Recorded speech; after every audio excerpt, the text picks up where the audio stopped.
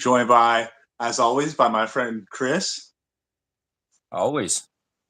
And today we're talking our top 10 albums of all time. So strap in, turn the volume up to 11. That's it. You want to How kick was us off? how was picking for you though? What was your Picking? criteria? Oh, my criteria. Well, Did you have one?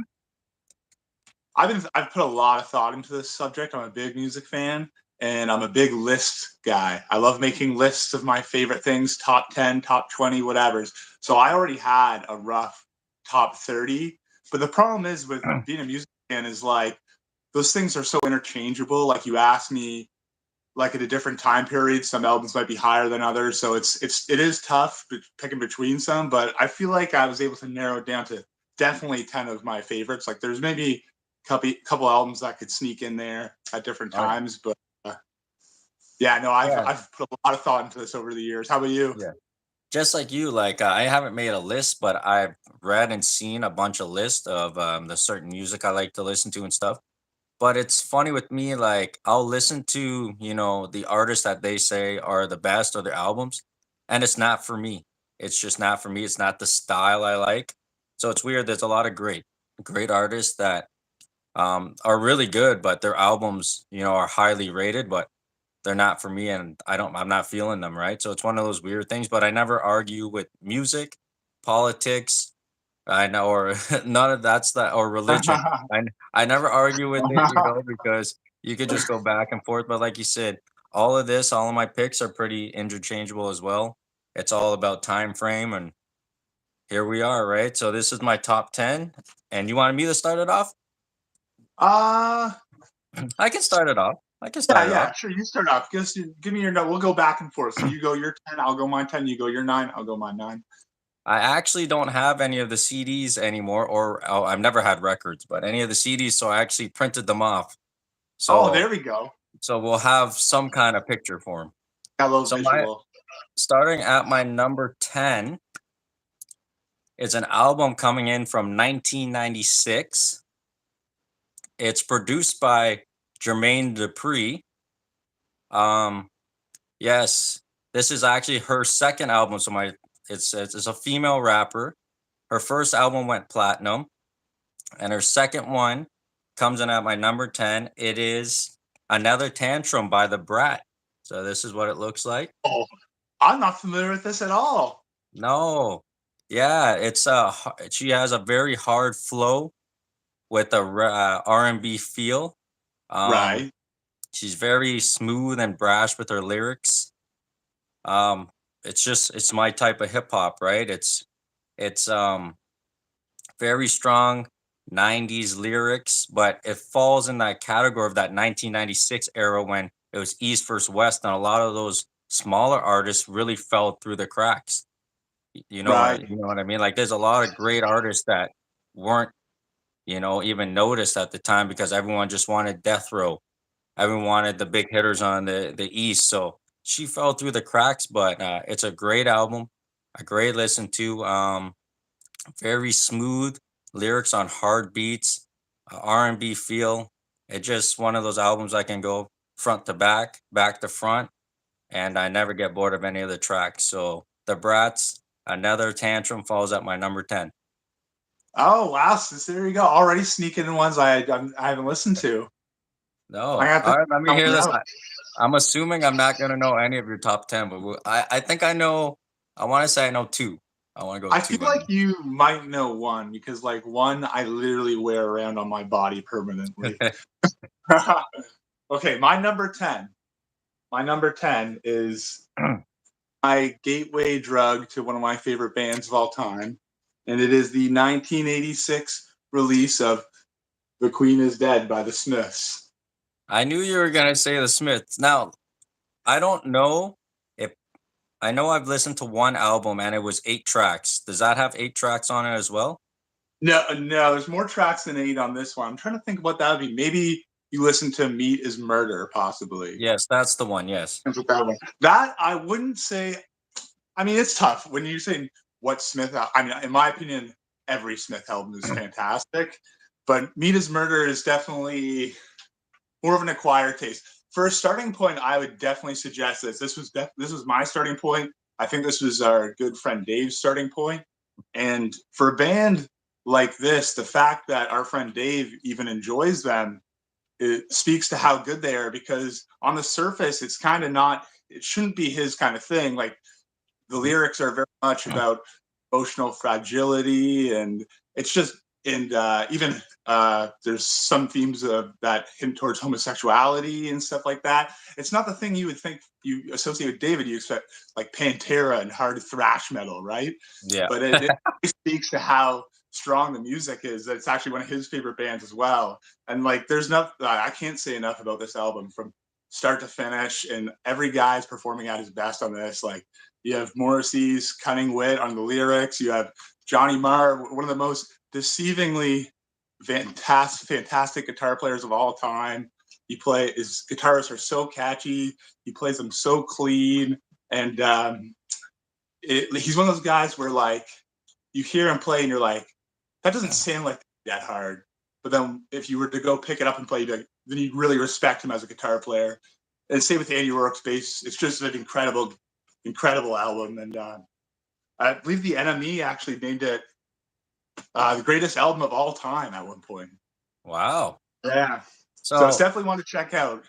So the Meat is Murder album, I like, it had 8 tracks, like you said. Do you prefer a smaller album with 8 tracks, or do you prefer an album with Oh, 12 or more? Like, do you think the 8 tracks get more love and more work put into them, or do you believe when they do a larger style album, it's just after the first 10 tracks, it's, oh, let's just get whatever we have and put it on there?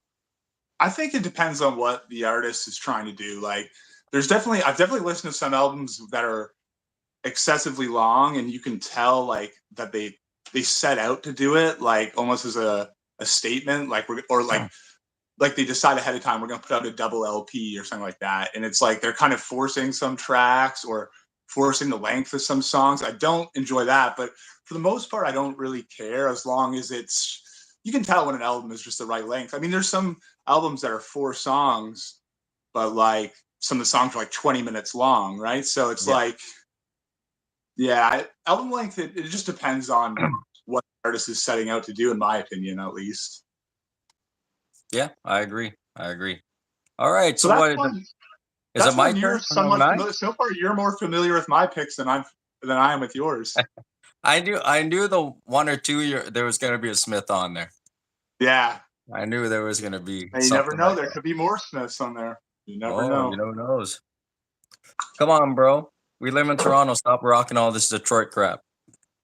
Every week, and I'm I really know. going hard. Well, I back to the Red Wings. I didn't want to wear it because they didn't make the playoffs, but the Leafs are out. I'm like, whatever. We're watching the Stanley Cup from the same place. So It's funny you see that.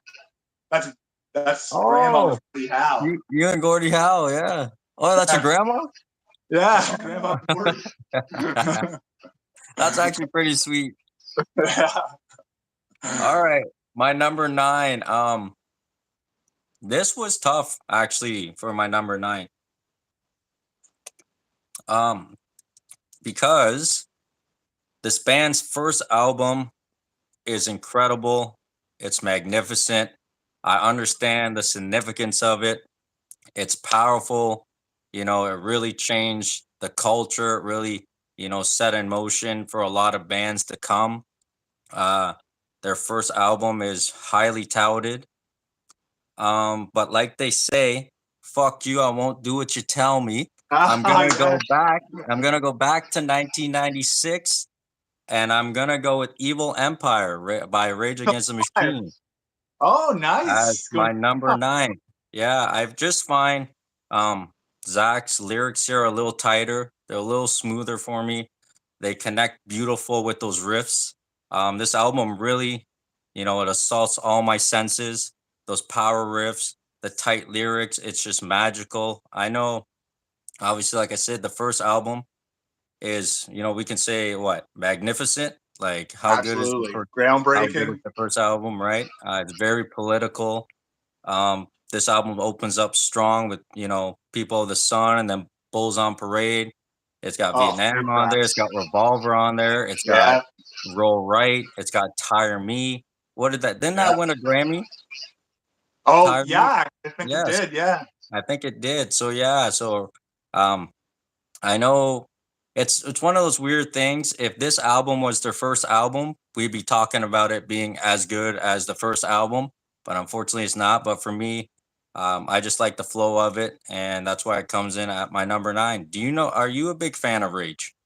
Absolutely. Rage Against the Machine was one of the founding bands of my music development. I listened to Rage Against the Machine endlessly in high school. I remember math class, like playing it on my earphones, and I'd always have it so loud people around me could make out what I was listening to. And I remember guys would be like, "Rage again, dude!" Like, but yeah, I mean, Rage Against the Machine, they really, I mean, they really, you could tell how influential they are because there were so many bands trying to be Rage Against the Machine in the late Yes, 90s and early 2000s, but nobody ever reached that peak in that genre that Rage did. absolutely not, man. Tom Morello's guitar playing too, very Yeah, unique, very beautiful. unique. Like, and I don't think we ever talk about, Zach's lyrics as a lyricist of all time. Like, no one ever brings up Rage and about lyrics, but he has to be in somewhere in the top list. I don't know if he falls in the top 10 or wherever he falls, but he has to be somewhere up there. When you talk about people that are making like political commentary with their lyrics, he's up Yeah, there with anybody. Like, he's as absolutely. strong of political messages in his lyrics as any artist ever. Yeah. But The- he's never brought up, right? No, and he pulls no punches. He says Yeah. exactly how he feels in his lyrics. Yeah, Beautiful. Raises an excellent band and an excellent choice of albums. Did you expect that one? I didn't think of it off the top of my head, but no, I was thinking something else I was thinking another album when you were starting to describe it, but I don't want to say what it is because I think it might actually come up later on, so I don't want to Okay, say what I okay. thought it was. We'll But I'll see. We'll let you see. know. I'll let you know if it does come up. I got some stuff in my sleeve, man. All right, give me your number nine. Okay, my number nine, and now I'm very confident you're not going to know this one. This one is the 1997 space rock neo psychedelia classic. Ladies and gentlemen, we are floating in space by Spiritualized. I can This say I have no idea what this is. this album is this album is fantastic. This album is like a psychedelic, futuristic odyssey through space and time. It is unbelievable. It was made by this guy, Jay Spaceman, who was a terrible drug addict. His first band, Spaceman 3, fell apart because of his rampant drug addiction. So he starts up Spiritualized in the mid 90s. They release a couple albums. Then they go to release this album, and it's really the rock bottom of his life. His girlfriend bandmate actually leaves him at the time for the singer of the Verve. I don't know if you remember the Verve. You remember like Yes. Bittersweet Symphony, and Yeah. yeah, he left him for the singer of the Verve. So and then also his drug addiction was just spiraling even further out of control. I mean, the album itself is evidence of it. It literally looks like it's like a prescription drug. Like it's like Yeah. 2 tablets for each, and then it has literally the inside has instructions for the dosage of the Oh, album. that's pretty Uh, cool. So how but much? it's How much does that album run you? Like, is that like a hard to find album or? This one, not so much, because amongst like alternative music fans, it's pretty well known. When Oh, this okay. album came out, it's actually released the exact same day as Radiohead's OK Computer, and at the Okay. time, the NME actually named it the album of the year that year over OK Computer. It just hasn't really aged with the same legacy. I mean, people talk about OK Computer now as a nominee for like one of the greatest albums ever, and you Yes. don't really hear this one brought up. It's kind of, I guess it just hasn't aged the same way. It's not definitely not as accessible. There's songs on here that are like 17 minutes long. My favorite song on this album is called Cop Shoot Cop. It's like this wild psychedelic song. It's about 17 minutes long. And yeah, it's just a fantastic album. Like the lyrics are, lyrics almost give like a solitude to heartbreak because the what he was going through in his life, and in combination with like like the music. It's just a fantastic album, fantastic neo psychedelic space rock album from the '90s. I Beautiful. strongly suggest Spiritualize. And I'll have to listen to that. I have to listen to all the albums I don't know, which will be all of them except the one. yeah, The number 10 I knew, but yeah, this one's pretty interesting. It's and it's somewhat eclectic. Like there's some songs you might dig, some songs you might not. There's some songs that are catchy, some songs are very long drawn out. Like, but yeah, yeah. still fantastic album, very interesting. All right. What are we at here? Number 7? Number 8. Oh, I don't know. No. Yeah, Yeah, yeah, we're at number 8. Yes. Okay. Yeah, and this was actually the hardest choice I had to make at number 8. At first, buddy, I had Illmatic here. oh, I had Then There Was X here. I oh, had Capital Punishment here. all kinds of heavy hitters. And then it ended up being at one point until just 5 minutes ago before we started the video, it was The Storm, this album called The Storm by OGC, Original Gun Clappers, who are part of the Boot Camp clique. But I actually changed it again. So it's not that. And then I ended up picking this band over Sum 41. I picked them over Sum Oh, 41. Picked them over Blink 182. I picked them over, Simple Plan. I picked them over Brick and Benjamin. I picked them over a bunch of great bands that I love, and they're not very well known. I'm not too sure why I love this album so much. I don't know if you even know this album. Um, it's Alistar's Last Stop Siberia. I don't know if you know this album. I don't know. I don't know that at all. No. Last Stop Siberia. I'm not too sure why I love this album so much. It just makes me happy. It makes me feel like I'm back in the early 2000s. I'm skateboarding. I got my headphones on. It just takes me right back there. It makes me want to get in my car. I put my windows down. I got the wind blowing. I got the volume cranked up, the 50 or whatever my sound system goes to, and I'm just enjoying life. I don't know. I love this album. It's got some songs on it. I don't know. Like again, it's one of those scarce albums. I don't know if you heard Flypaper. They have that. They have Overrated, Better Late Than Forever. It's falls under the category of skate punk. So that's I probably why skate I punk. love it so much. Because I was a skater when I was growing up, and someone introduced me to this album so long ago. And I wanted to put, like I said, Blink, Sum 41, Offspring, all these guys here, but I don't know if you could understand this. I didn't want to put those bands there just because it's nostalgic. Because when I put it, when I play Sum 41 CD, I skip some songs just to listen to Into Deep. And like it's I, just I just want to hear the nostalgic hits. But when I put this album on, I listen to the whole thing. It takes me back to when I was a kid, and it falls at my number 8, man. nice. I'm intrigued by that because I mean I'm a huge punk fan. Like I mean I've always been a punk rocker, so I love that shit. So I gotta check that out. That's right up my alley. Yeah, I'm Did surprising you you a have the little year bit, on eh? that? Did you know the year on that one or I think it's around 2002. 2002? Eh? Oh Yeah, fuck. I don't know. I know they have a couple other albums. I know I listened to their 2012 album, but I'm not too sure what they've have done since then. Right, right. Who knows? Like bands like that, I might have even like seen without even realizing it, like Yeah, festivals and stuff like that. yeah. So yeah, they fall at my number 8, man. It was a tough choice. You see all the great artists and CDs or albums I passed up, but I just love that album. Yeah.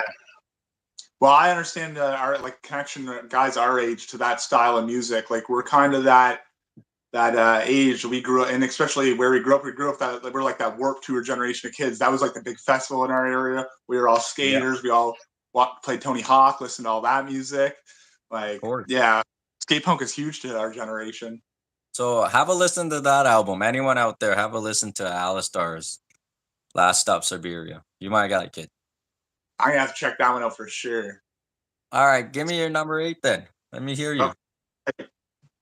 At my number 8, this is another one I don't know if you'll be familiar with. You might be familiar with the band.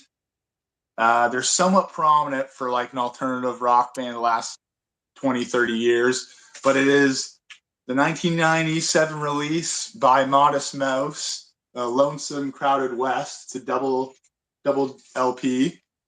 Um, I believe No it's idea. the no idea. You don't know the No band, idea. Modest No. Mouse.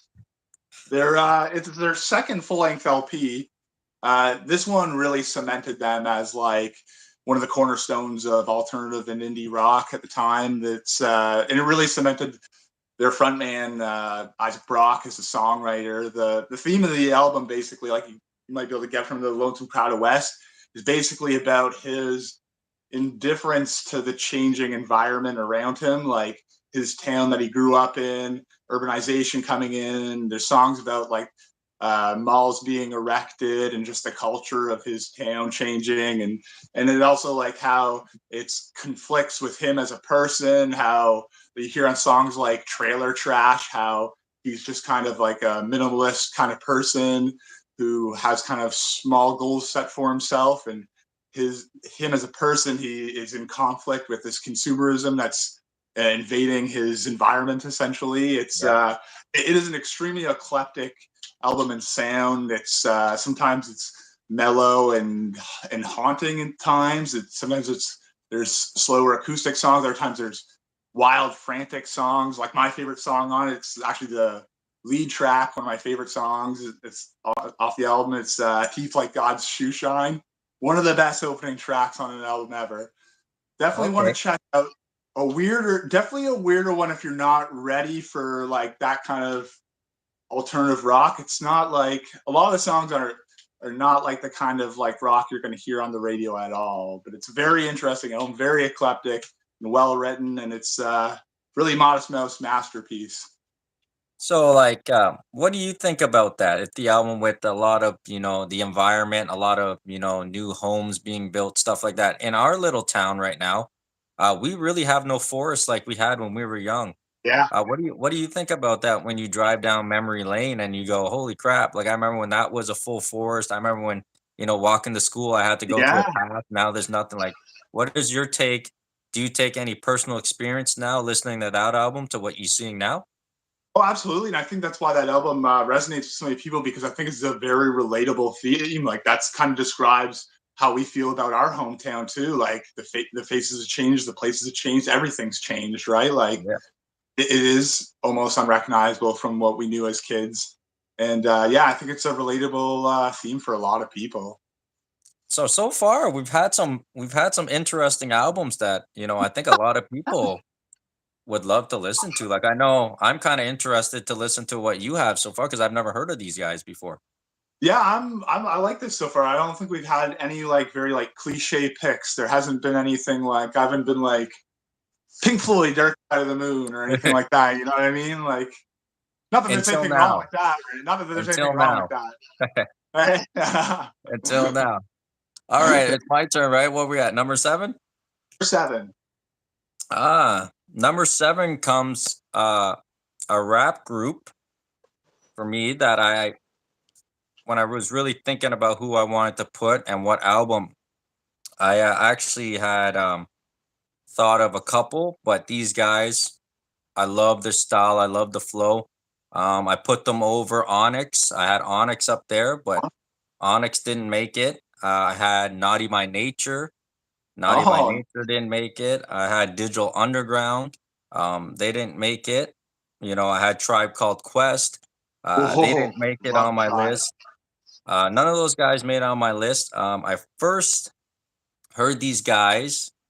You'll know once I say this from Fresh Prince of Bel Air. There's a scene when Will comes home and he's bumping them, and I was like, "What the hell is this?" So I had to see what it was, but I'm not gonna choose their first album. I'm going with a 1993 Straight Up Suicide by Das Effect. Oh yeah, Das Effect, nice.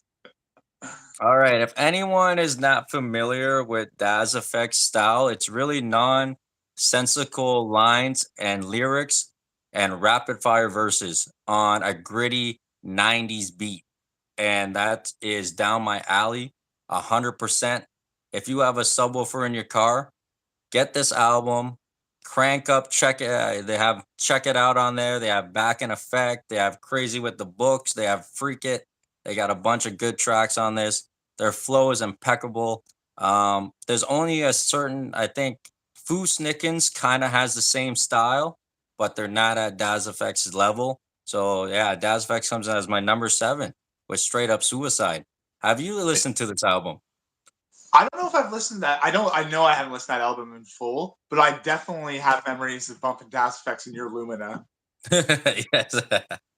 And that's what I remember Das Effects from. Yeah. That takes me back down memory lane. Yeah, like you could tell with those guys that that's my type of hip hop right there. Absolutely. I love the dingy, dirty hip hop, and they love it too because all their albums have that sewer type. They're straight out of Right. here, they're straight out of there, straight out of sewers. So, straight that just means they're straight out of the gutter, basically, right? But yeah, for anyone out there, check out Daz Effects. All their stuff is fire. Love it. Love Love it. it, love it. Let me hear your number seven, buddy. Okay, my number 7 pick. This is another one I don't think you're gonna know. It is uh, it is the post rock, post hardcore classic Oh. by Little Kentucky native Slint, the album Spiderland. I do not know this album.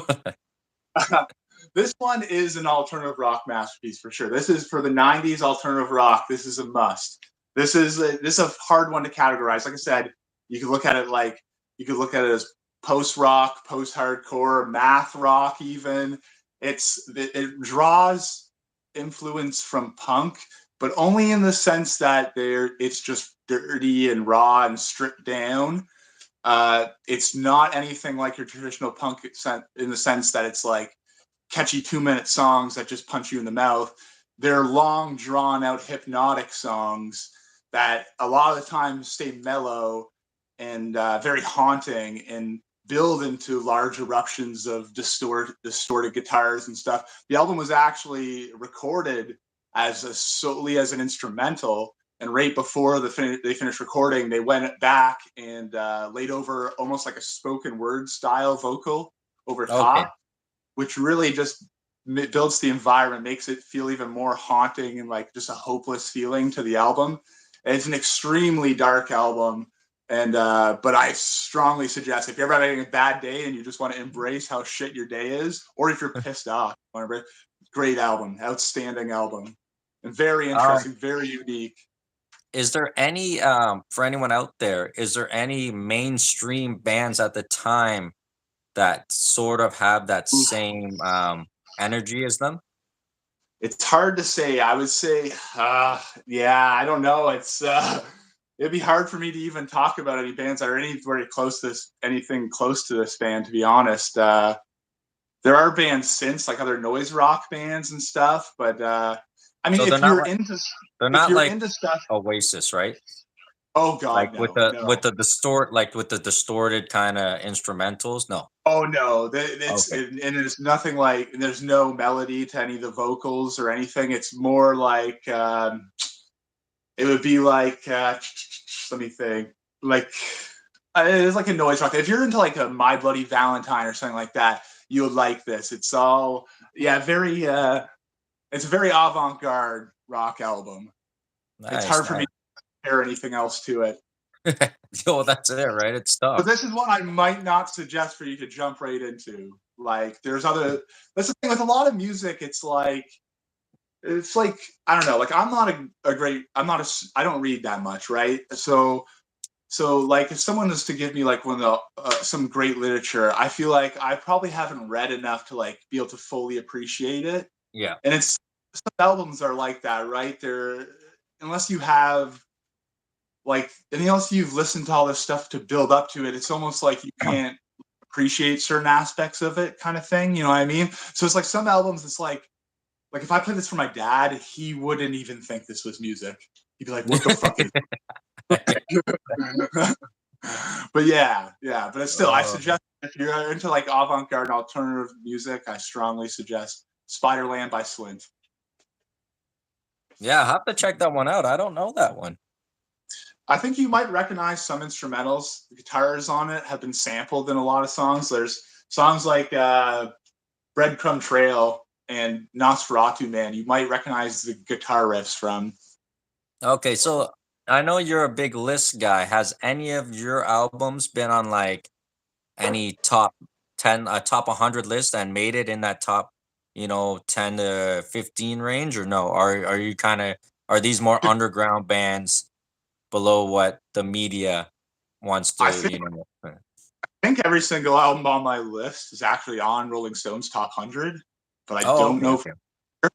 But I think almost every single one is. I think I know I have one album that's generally considered the best album of it. Well, I have a couple albums I think are generally considered the best albums of their genre, and a few albums that are generally considered some of the most influential albums, like important to like the advancement of music. Yeah, that's But good yeah, though. Pretty much, yeah. All right, what are we at now? I'm we are losing at track, yo. number 6 now. Number six? Number 6. All right, number six. Let me see here. Let me just double check if I have 10 albums here. Let me see. Yeah, okay, I'm good. I changed the order. I changed the order of number eight, right? So now I'm all confused. You just All right. flipped them. You Yeah, flipped remember, seven. remember, well, remember I put Alistar there instead of OCC, so I got All a little right. confused. All right, so coming in now, it's an album from 1991 by actually a Canadian group. They're actually a bunch of Canadians. Um, I will say this right now. This is definitely an album you should listen to. I think you would love it if you don't already know what it is. It is, I don't want to say, but all right, I'll say it. It's one of not the best hip hop albums of all time. I would say it is 1991's Breaking Atoms by Main Source. I don't know Oh if you know this album. no, I am not No, familiar. you don't know. This is one of the dopest, slickest albums you will ever hear. It's got smooth jazz samples throughout a lot of the songs. It's got scratches from, the 80s DJing. It's a combination of the 70s, 80s, and 90s combined. It's a cult classic hip hop. It's a classic in hip hop. It's rated actually one of the best albums of all time. Uh, have a listen to it. Obviously some of the hit songs on it's gonna be Snake Eyes, Just Hanging Out, Large Professor, and Live at the Barbecue, which was Nas's debut on a track.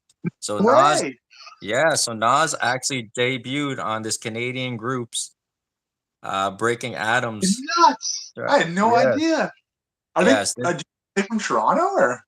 Yeah, I think some of them are from Toronto, maybe one's from the States. But Right, right. if you listen to it, it is smooth instrumentals that are so beautiful with 80s mixed with 90s lyrics. It's beautiful. It's not talking about killing, it's not talking about any of that. It's just straightforward, beautiful hip hop, man. Right. Please listen to this album. I'll put it up again. Main Source, Breaking Listen to Atoms. that now. That fact about Nas, I had no idea about that. That's Yeah. wild. So if you You if have you want to hear you, Nas on it, Nas is at the song called "Live at the Barbecue." That's his first time on a track. wow. Now I think no, it looks like I because I don't think I have any bands representing Canada here. So it's like you're the only one representing any Canadian groups. Now, like we like growing up listening to music, obviously, like you can tell most of the stuff we end up listening to is American, and probably even second to that, probably England or something like that. Yeah. Why do you feel like? Do you have any opinion on why you feel like there's less Canadian acts out there. I mean, now there are some prominent ones with like Bieber, Weekend, Drake, but like when we were young, it was not like No, that. Like, no. Well, I don't know. I think just the British, the European bands, and the American, like, to me they just sound better. I don't know if they just have the yeah, culture of. It must be that they have the culture of the music, down a lot more than obviously us. I think we hit more on that R&B kind of pop flavor. I think like right, our biggest artists we have are really pop artists, right? Like you said, The yeah, Weeknd, absolutely. Justin Bieber. Obviously, Bieber, Drake, We have Cardinal Bernal Official. That Official. was the only guy when we were young. That was like the Yeah, guy when we were young. but his rap kind of turned into poppy rap. It was kind of that underground rap, and then it went to that poppy rap that really put him in that mainstream when he started making tracks with Akon and stuff like that, right? So Right, right. obviously, Drake is considered in the rap world. Personally, I don't really listen to Drake or haven't listened to one of his albums before, but like he is considered widely one of the greatest like hip hop rap artists ever to do it. Yeah. So we have to respect that at some point. I think it's annoying seeing that guy at every Raptors game when he was a fake fan. He was never He's got there when they were Warriors losing, right? tattoos on him Yeah. and stuff. He's trying Yeah. to get into the Lakers locker room after they win and stuff. Yeah. He's a fake fan, but I know the young kids appreciate him. But what's your take? I know you also listened to hip hop growing up.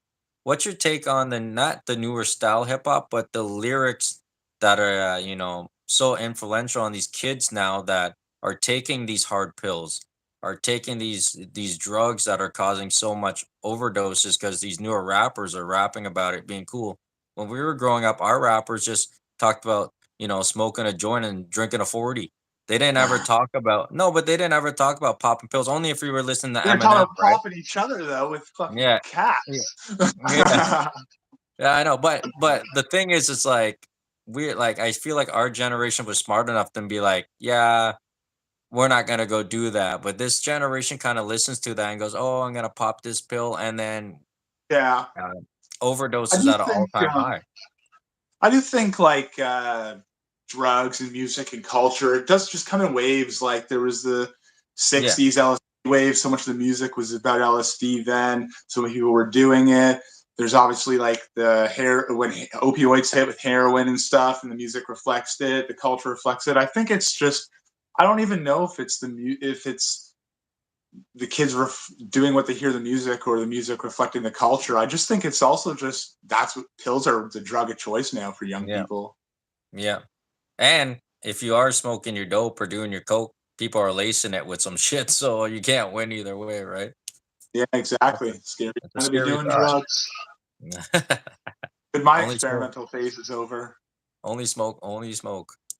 Yeah, cigarettes like a good Yeah. boy. Was there not so much an album? Was there ever a track or a song that got you over, let's say depression, a breakup? Was there a certain song that you would kind of put on to get through something like that when you were I younger? know the I know in the darkest point in my life, the Smiths were a huge part. Like, and same with the band and album. I'm gonna say is my number one, but I don't want to get into them yet.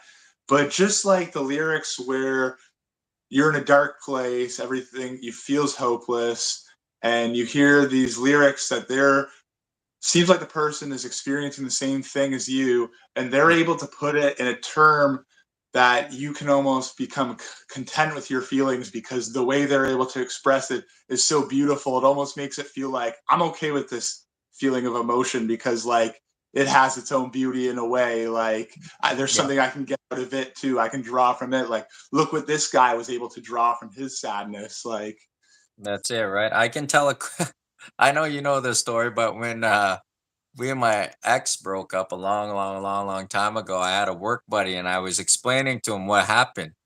And he's like, you need to listen to this song. And he gave me this song. And I remember it was like 6:30 in the morning. I went to the bank and I was just on my way to the gym and I put it on. I put it on my phone and put it on the car, and it was a country song called "Break Up in a Small Town" by Sam Hunt.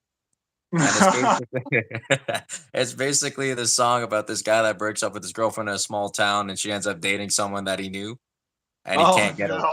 he can't get away from, like, seeing her, but Oh, he's gotta kinda deal with it, and right. I remember just sending him right when I heard the first, like, 2 or 3 verses, I just sent them a message at 6:30 in the morning going, "You motherfucker."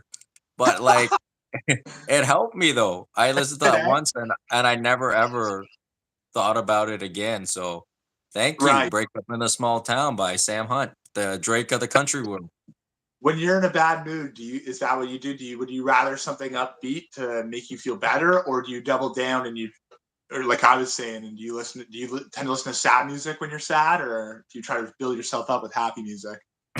Um, I don't know, cause like, there's not really a time I'm really feeling, like, moody, right? But if I'm at, Okay. say I'm coming home, like, before at my old job and I was feeling like, "Oh, man, I wanna quit, I wanna whatever," I would put on, 90s Euro, 90s Euro dance, I'd put on, hip hop, I'd put on, some punk rock, anything for me that I can just get into and, sing the lyrics, or I start bobbing my head Yeah. and Just get and I just lost into it, right? yeah, I just forget what was happening, and I just get lost in the music. That's what music is about, right? Absolutely. You don't always have to like the same thing or have the same vibe as everybody else, but as long as it appeals to you, there's artists out there for you. So Yeah. But music is a there's beautiful thing. that's why there's nothing like popularity doesn't matter. Like a No. band that has, there's nothing wrong with a band if you have one fan. Like there's fucking nothing wrong with that. I mean, I Yeah. remember when I was jamming with a couple guys and we had a little band going. Nobody was listening to us, and I was still content just making music. It's just like this podcast. No one's listening to us, but we Damn still right, love doing damn it. right. You're We still still doing it do it. anyways. There's All right, literally like buddy. nobody listening to. Give me your next one. Okay, okay. My next one at number six, 1977 classic. This one of the most influential groups of all time. One of the most influential albums of all time. 1977 release of Kraftwerk Trans Europe Express. I don't know if you're familiar with this group. This Nope. is this group with if it, if they never existed, music would look completely different. This group of German gentlemen Look at that. basically created the first ever electronic synth pop album. Like if it wasn't Wow. for this everything we know about pop music, electronic music, hip hop, it would all look different. They're like the originators of really the synthesizer in music. This album is incredible. I mean, it came out in 1977. People mostly know that year as the year punk broke. They know this 1977 as the year the Sex Pistols and the Ramones in New York. But like there was another scene building in Germany for over the course like 10 years, just brewing Oh yeah. this krautrock rock scene of alternative music. Very still avant-garde like punk, but very different in style from punk, more longer progressive songs. And yes, Trans Europe Express, an excellent album. It's lyrically the contents, it's like everything from a mystical imagery around a year like, traveling through Europe to the deconstruction of like celebrity lifestyle. It's just an outstanding album, and I strongly suggest it. I mean, I know they're considered David Bowie's favorite band, actually. Oh Kraftwerk. wow. Okay. So they must be Yeah, good. like I said, endlessly influential. You know, influence in wide variety of fans they've influenced. For everybody from like Division to Daft Punk, African Bambaataa. Like, Oh. yeah, this is like the gateway to everything like electronic is Kraftwerk. So Their other album, Man Machine, is just as well known too, and so equally as talking about iconic. German bands, have you ever got into German deathcore? Is that something you're into? Oh, not really, not specifically. Like I know for German hard rock and like alternative like metal and stuff, all I know is Ramstein. Yeah, they're rough, yo. Oh yeah, Germans get down, bro. Germans are wild. Yeah. Germans are fucking nuts. But yeah, their krautrock scene in the '70s, a lot of outstanding music, Kraftwerk, and then there's other bands more like more jazzy influence and funky influence bands like Can, another outstanding band. Can really wow, very funky. They actually found their singer. He was a homeless Japanese man they found on the street. Oh wow. No way. I Another gotta very I got I rock gotta band. I gotta check out that band too then. Yeah, yeah. So Krautrock is very interesting. how are the lyrics delivered in that album? Is it like a very like do you have to think It's about what he's saying or does he paint a picture easily? they're almost like the lyrics are almost like because it's such an electronic sound to the album. The lyrics Oh, are okay. almost coming from like they sound like it's coming from some sort of like a robot overlord almost like Oh, okay. this I like know what you it's mean. hard to say it's not like a just not super distorted voices but like yeah it's not like singing melodics or anything like that it's but a very interesting album very outstanding I think you would really enjoy it I've heard people that like that haven't been exposed to this style of music I've heard them describe it as like oh that sounds like a 16-bit video game almost Oh, wow. but I yeah, should it's I mean, without this album, there's no new wave, there's no electronic, I mean, it's the gateway to all that stuff. Perfect. There's a lot of albums you got that obviously I knew I wasn't gonna know because you're into that, realm of music that I'm never gonna get to. But I'm gonna have to try and listen to some of these albums, man. Yeah, I'm gonna have to. man.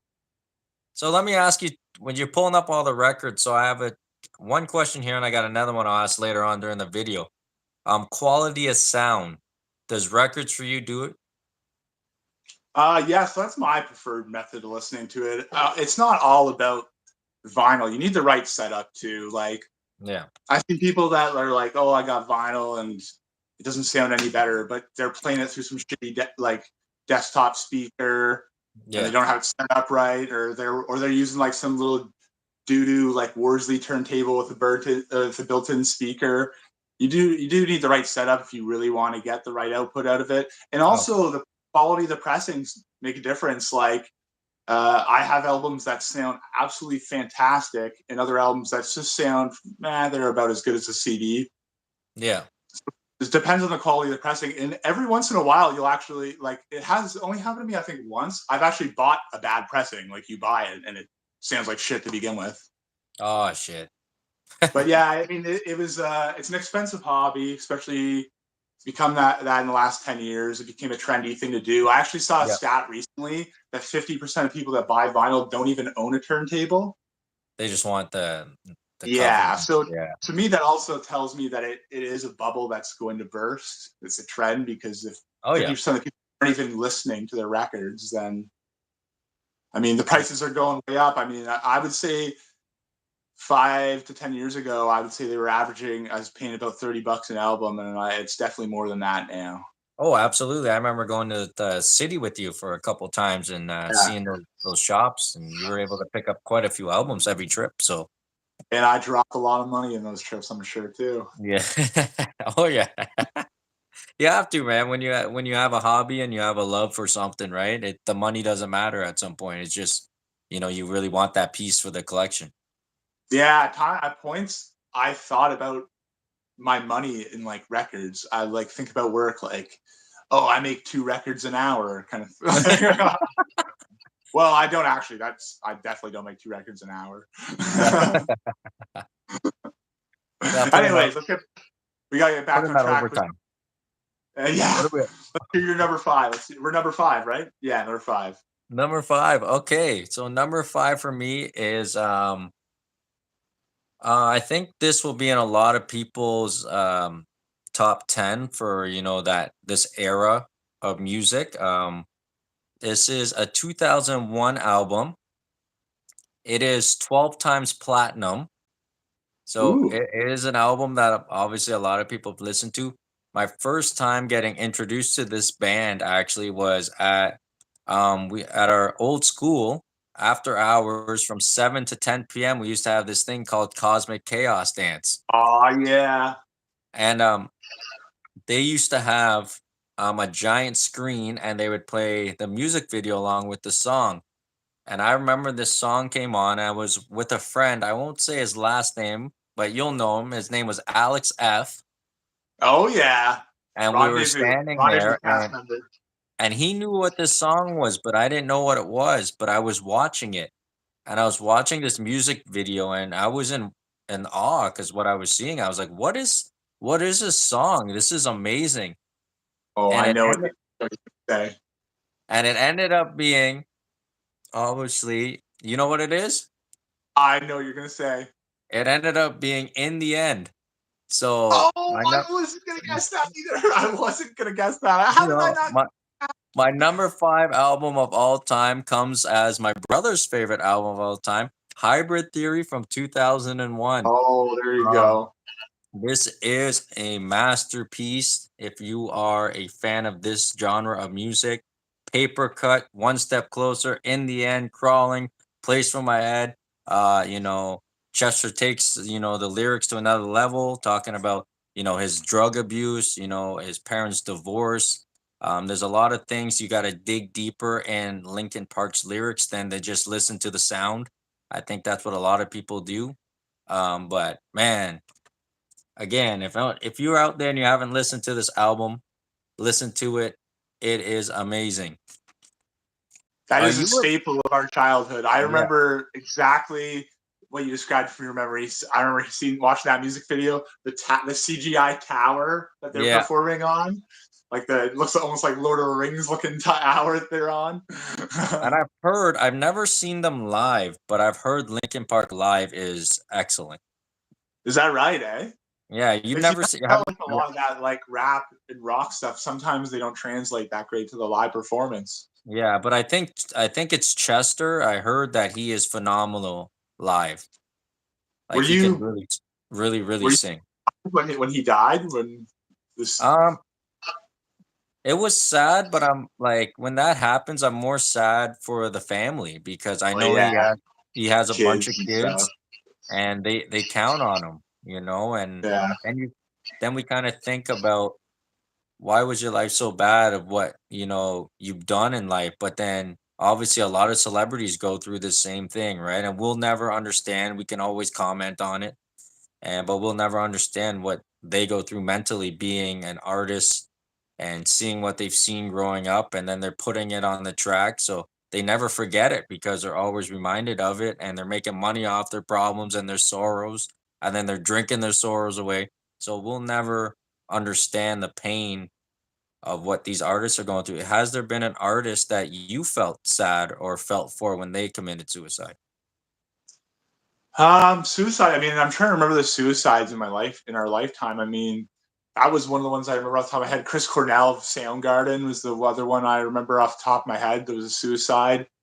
Um, the one that really bothered me wasn't a suicide. The one that moved me the most was but when Bowie died. And I think that was about 10 years ago now. Oh, okay. Yeah, be moved by Bowie's death. But the other thing too is like when a when a guy dies of a suicide in music, it really it makes people go back and you look back through their lyrics with this more of a haunting feeling. Like I really think that like as disturbing and morbid as it is, somebody like Kurt Cobain or even Chester from Linkin Park, like their death almost gives more depth to the way people look at their lyrics. Like they go back and read into all these things now. Like, oh Yeah. my God, he's this, and we know how it all ended. Like, Yeah.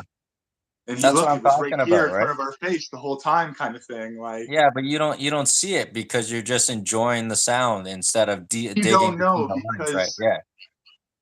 lots of musicians make music when they're upset about being upset. It doesn't mean that they're depressed to the point of suicide or anything, Yeah. right? Like, I don't think anyone saw it coming with him. Like I yeah, don't like that was one of the ones like I know my brother because that's his favorite band. He took it very hard. yeah. I So think no. similar. He was similar to Chris Cornell in the sense that he also was struggling with addiction as well. Yeah. I That know played a I large wonder part of it. I never asked our good buddy Ryan if he took it hard because I know Linkin Park's one of his favorites Yeah, too. I So was gonna bring that up. I mean, that's like his band. That's like his number yeah, one. I know for him it was them, Metallica. Those were like his big bands. And then I think Dan with Webster.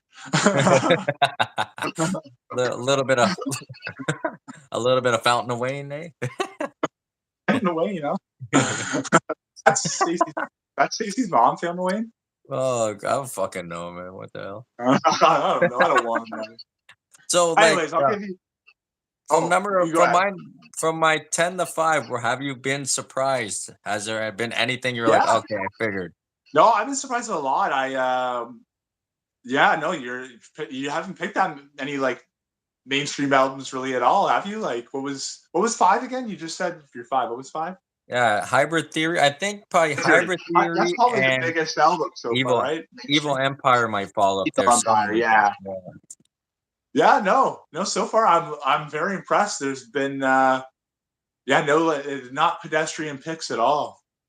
Yeah, now here comes all those pedestrian picks coming up soon for me. All right, Well, I got give me your number 5 then. okay. This is the one I was looking forward to introducing you to because I think this one is the one on my list that you would enjoy the most. This one is the 1982 release by punk band Descendants. Milo Goes to College. This No, album, I've never heard of you that, but don't know this? that looks amazing. I love it, man.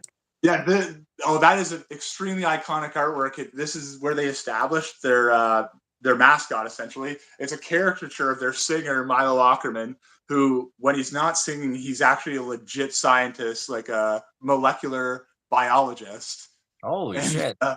yeah, so they're an awesome band. They basically they got together in the late 70s. They're a punk band inspired by all the early punk bands. They came out of California, but the big thing about them is they're really the first band, at least the first American band, to really add melodic pop harmonies into punk music. So they're the band like this is the band that like all the bands we know from the 90s point to like this is where we got our style from. Like Mark Hoppus from Blink-182, I remember seeing On Descendants documentary basically says like I can openly say I ripped Descendants off. This is like the start of pop punk essentially and melodic punk music.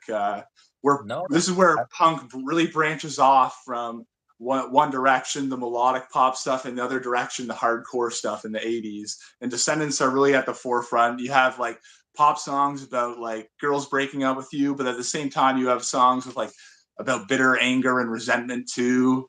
Songs like Bikeage and Kabuki Girl are absolute punk classics. actually, you know Like, what? I've heard Kabuki Girl. yeah, I I was gonna say you I've heard recognize like some I of the stuff have is in heard all that the skate recently. videos. Yeah. Yeah, yeah, man, because skate videos and stuff are riddled with Descendants music. It's yeah, they're like a huge influencer of everything from Blink-182, Rise Against, No Effects, Green Day, all those bands. Okay, I'm Um, gonna have to listen to that one. That one's piquing my interest more than the other one so far. what's really impressive about this album is like this album sounds like it was made in 1995 and it was made in 1982, and like that it's really that's what their legacy is. That's why they're regarded as this great band. But at the same time, it's kind of their downfall because if they would have dropped this album in 1995, as Dave Grohl says, they'd be living in fucking mansions. Oh But yeah. instead, they were too far ahead of their time. People weren't ready for it at the time. There was only a small group of people got into it, but that small group of people went on to become Green Day, become No Effects, become Lagwagon, Yeah. become Pennywise. Like, Yeah. Become one of some of the biggest bands out of that era, the 90s era, right? yeah, yeah. So That's that's the one crazy. I would strongly suggest for you out of my list. Okay, so how do you feel about artists like that when like obviously with me too, like um I'm not too much into the style you're into, but when I go back and listen to older hip hop and stuff and I go, how wasn't this guy big? How did this guy not Yeah, make it? How did this the like how what's your feelings on a band like that? A band like that all or the other band like when you're to like me, how the fuck are these guys not sitting in mansions? and Yeah, looking down at people and going, "No, look at my lyrics, look at my work, look at my instrumentals, look at what we did." Instead of them looking up and going, "Oh, they sound like us, but they're 10 years, yeah. are younger, right?" So what do you think about that? To me, that's all the best music to me is like that. Like I look at it like my most important feature trait in music is originality and creativity. And I just find it much more ambitious for somebody to be trying to do something new than just drawing from something somebody else did. I almost see it like if you're not doing something new, why even do it kind of thing. Yeah, Like the bands that broke the ground in all the genres to me are the ones that we need to look at the most. Like yeah, I don't look, it's not like sports where you look at it like the involvement of an athlete, like, oh, the modern athlete is just athletically better than the past athlete. It's not really like that in music. Like, guys laid the groundwork, and after they did it, like you can build upon it, but like the OGs are the OGs. Like you got to yeah. respect the guys that built it from the ground up. Like, So are they a group that's in the Hall of Fame? oh no, but the Rock and Roll Hall of Fame is a complete joke. The Rock and Roll Hall of Fame is just all the bands Hey, that hey, still do. hey, hey, Missy Elliott's going in there, okay? See, this is what I don't. That's what I don't like. Like nothing. All the stuff I've displayed so far. Like I said, probably on Rolling Stone's top 100, but you won't hear any of it on the radio. None of it's the most popular music ever made. Yeah, At the end of the day, it's the same as film. Like the general audience, what's going to be most popular is what the most people can enjoy. So that's going to be the most neutral, driest of material because that's the only way you can reach that many people for the most part. of course. Of course, yeah. That's it. All right, man, we're getting there. Yeah, we are. Alright. We're, What are we at yeah, now? Number 4? we're only at number 4. I just realized, oh shit. This one, I was like, oh, I don't know if we're going to be able to go an hour on this one. I was thinking that at first. We always go past an hour, yo. Yeah. We could go on forever. All right. So my number 4 actually comes in at the newest album we've had so far. It's actually a 2019 album. Woo. Um, I can say this guy here. So just what I'm gonna say now, I think you would have thought it would have been somebody else, but no, because I said it was 2019. It's not gonna be him. But anyways, this guy here got me through high school. I used to jam his stuff during my harder times in high school with songs like "Now She's Gone." That was again with an old, girlfriend, and we were going through whatever, and I used to bump that song. What a feeling! He's also the man that does Kofi Kingston's SOS WWE theme song. What? Yes, he No, I is. don't. He is my favorite. I know reggae changes. There's so many different styles of reggae, but he is my favorite reggae artist of all time. And his 2019 album comes in at my number 4, and that's Hybrid by Cully Buds. I know. Oh, I'm not familiar with this either. No. This has a lot of big bang tracks. Tech Nine is on there. Russ is on there. He's got Delon something Dizzy White on there. He's got Bank, he's got Love and Reggae, he's got Bounce It, he's got Show Love, he's got Callaloo, he's got Time Flies, he's got Everything Blessed. This is a really good album with smooth lyrics, reggae style. It's not that hardcore lyric style when you can't, really understand Right, what he's saying right. when he's flowing. It's more like a rap style. Um, Reggae. It's very beautiful. So check it out. My number 4 is Hybrid. You've never listened to any of have you listened to any Cully Buds before?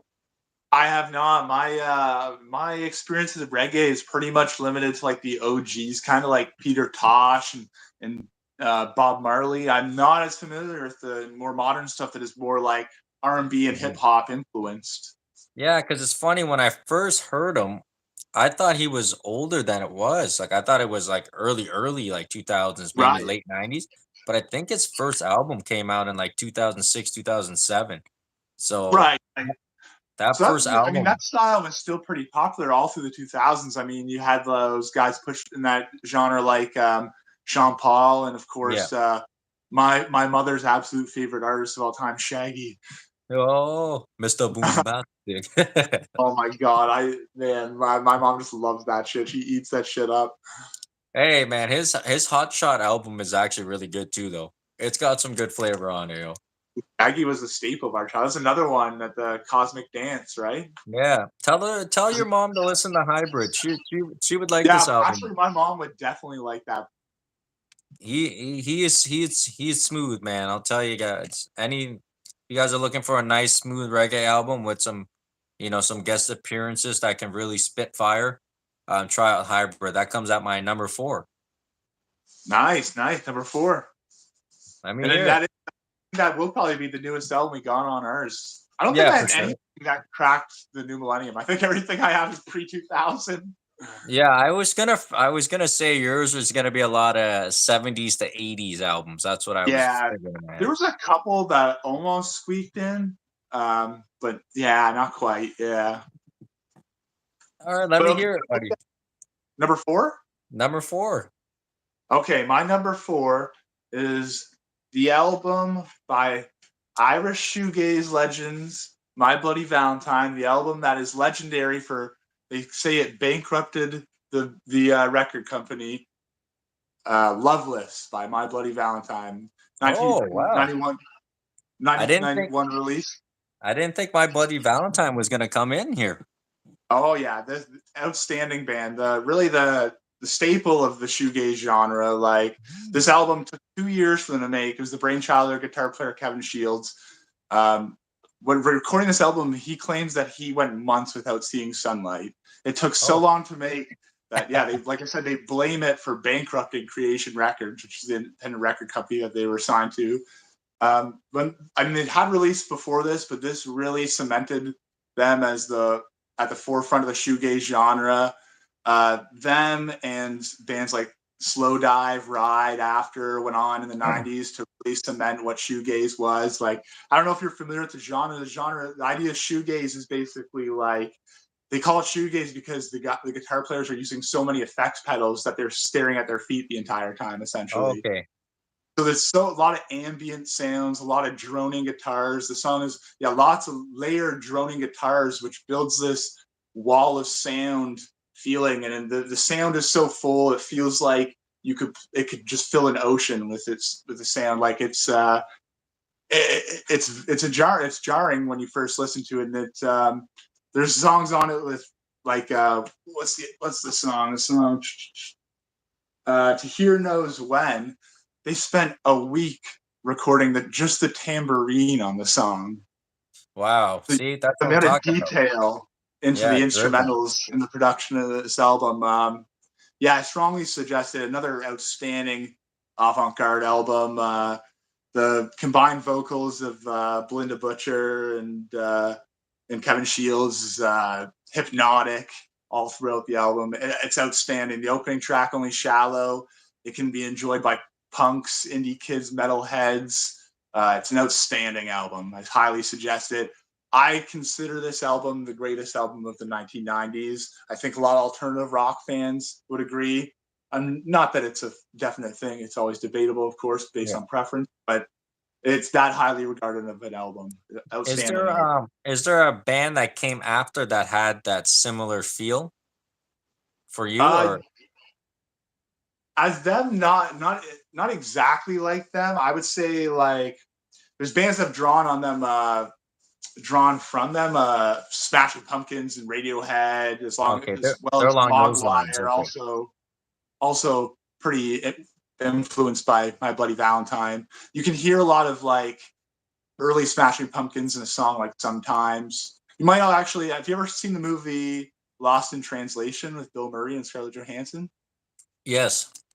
Yeah, Th- sometimes it's featured in that. A lot of shoegaze. Shoegaze is originally the originators are a band called the Jesus and Mary Chain. They really got the ball running, and My Bloody Valentine is kind of the took the ball and took it one step further.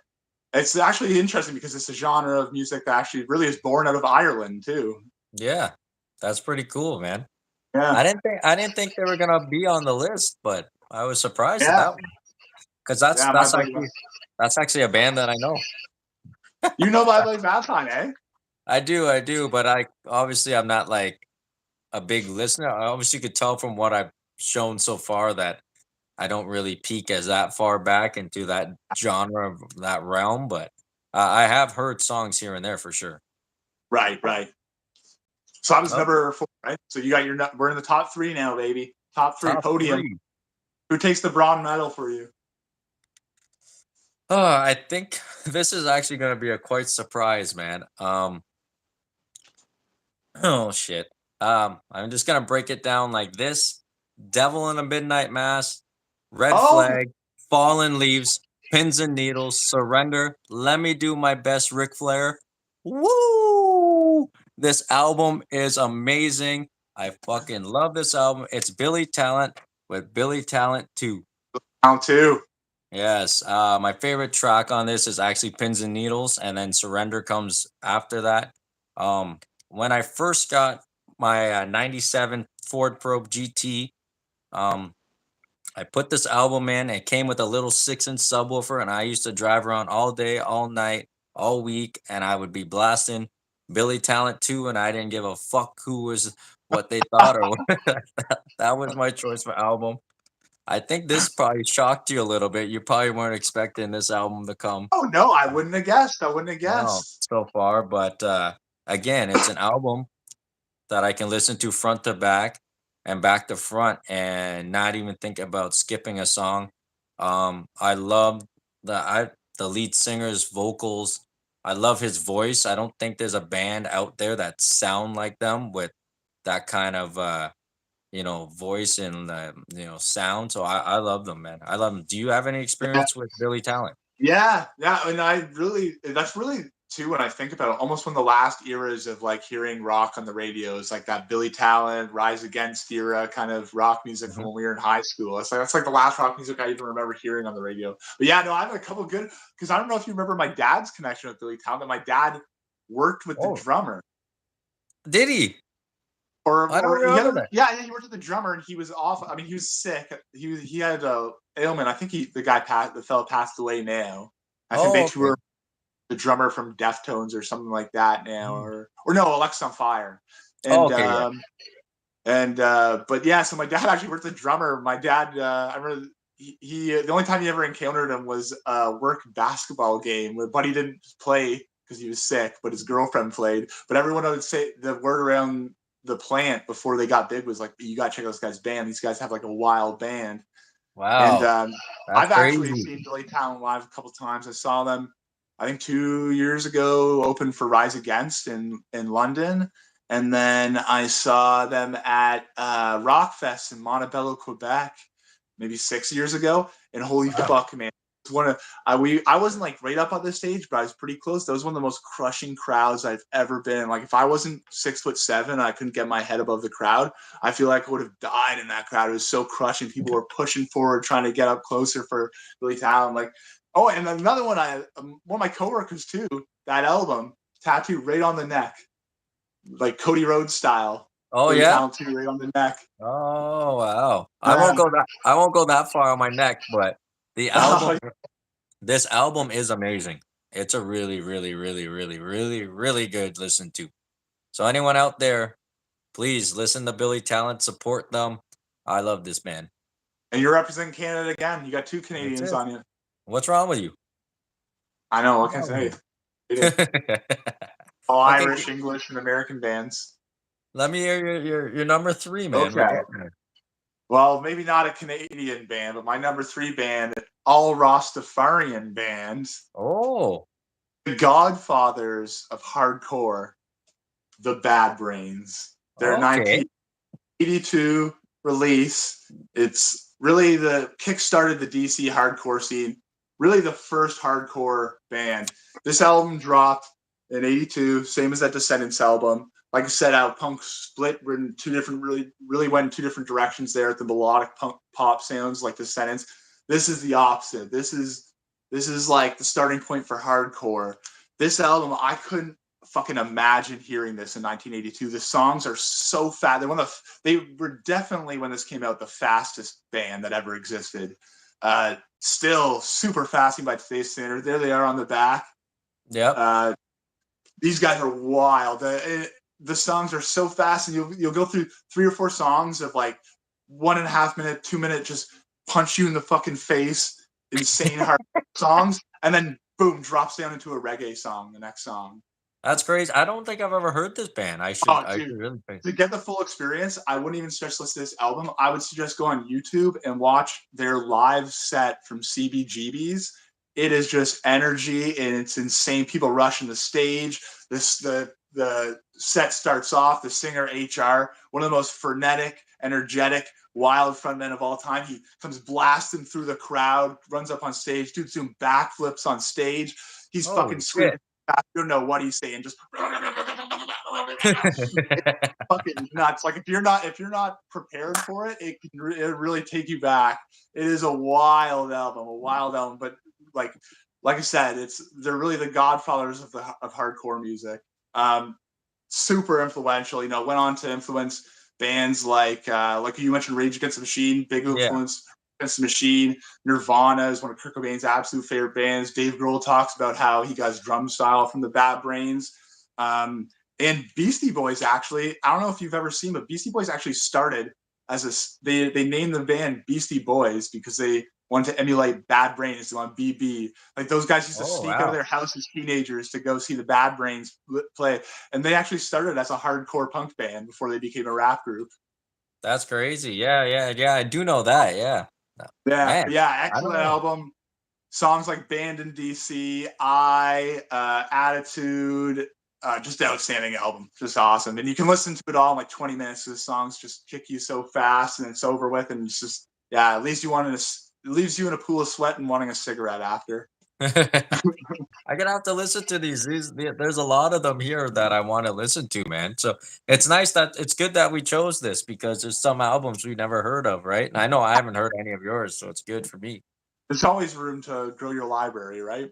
Oh yeah, that's it. I just hope I know no one else knows my music genre, so I hope I've shocked the people that I know that they go, oh shit, Chris hasn't put any of these ones on that I thought he would have Yeah, there's a few I thought I would have seen already, and I haven't seen them yet. I'm waiting had. to see these last two. I mean, these last two could be two that I definitely saw coming, but who knows? I might not. Maybe it could be. It could. My number two could be Macho Man's Bad Man album. Oh my God, be a man, Hulk Hogan.